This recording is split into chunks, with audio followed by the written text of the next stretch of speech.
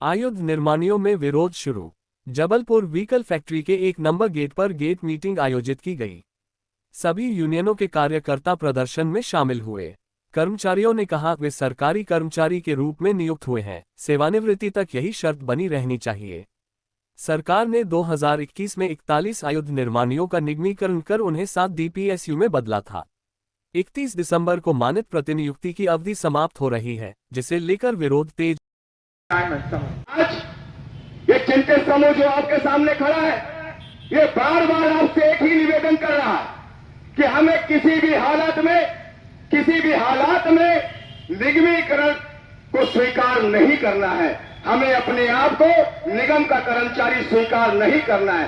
साथियों, मैं बहुत विस्तार में नहीं बताऊंगा, लेकिन आप एक बात ध्यान रखिए, इसी वाहन निर्माणी में अभी एक प्रलोभन आया था कि आपको भोजन कराया जाएगा, और वो जैसे ही ऑर्डर हुआ उसके बाद उसका निरस्तीकरण का ऑर्डर हुआ, क्योंकि आप सभी में एकता थी।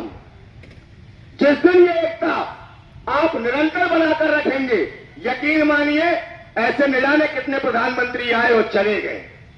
आज निगमीकरण हमारे ऊपर थोपा गया, उसके बाद काम की कमी, लेकिन कई कुछ आंकड़े में ऐसा है कि निगम खराब है और सरकारी अच्छा है। क्योंकि आपको मालूम है कि मोदी जी हमेशा आंकड़ों में बात करते।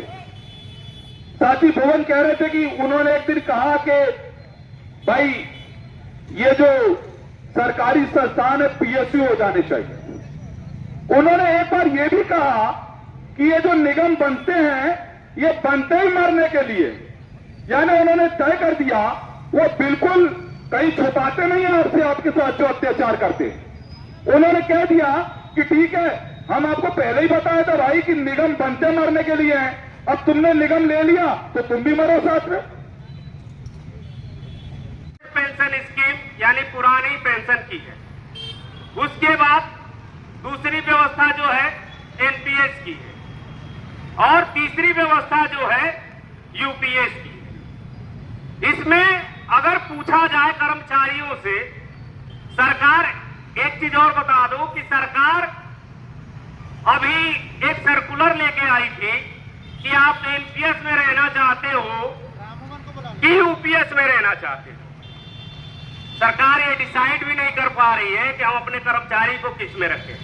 अरे भाई, 2 ऑप्शन क्यों पूछ रहे हैं आप? यूपीएस में रहना चाहते हो कि एनपीएस में रहना चाहते हो?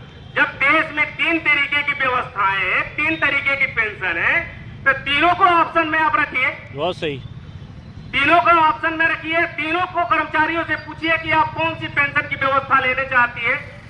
ये विवाद ही खत्म हो जाएगा। एक बार आप पूछ के देखिए। बहुत विकृति है, इस विकृतियों को विस्तार से समझाने